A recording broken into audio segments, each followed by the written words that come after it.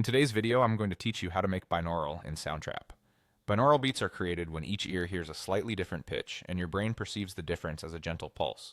You'll need headphones to experience this properly, and we'll keep things clean and simple so the effect is clear. Start by opening Soundtrap, heading into the studio, and creating a blank project. A fresh session helps you hear what's happening without distractions.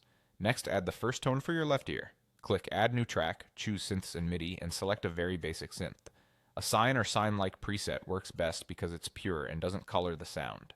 Draw or record a long, sustained MIDI note. C3 is a good starting point, and you can change it later. Open the synth settings and set the waveform as close to a sine wave as you can. Turn off effects like reverb and delay so nothing smears the timing. If it helps, loop that note so it plays continuously while you work. Keep the volume comfortable. This is about clarity, not loudness. Now duplicate that track so you have two identical tones. Right-click the synth track and choose Duplicate Track. These will become your left and right channels. We'll change the frequencies to create the beat. Treat the first track as the left ear and keep its pitch as is. Think of it as your anchor, roughly equivalent to around 200 Hz if you're near G3 or a similar range. On the second track, the right ear, slightly adjust the pitch.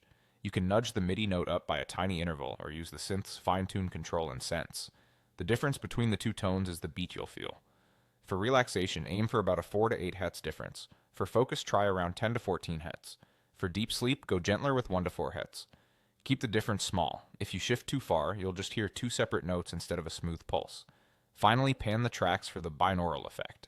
Pan the first track hard left and the second track hard right. This is essential. Without strong separation in headphones, the effect won't form in your brain. Keep effects off and balance the volume so one ear isn't louder than the other. That's it. Press play with your headphones on and you should hear the subtle, steady beat emerging between the two tones. From here, you can fine-tune the pitch difference to match your goal, staying minimal and clean for the best results.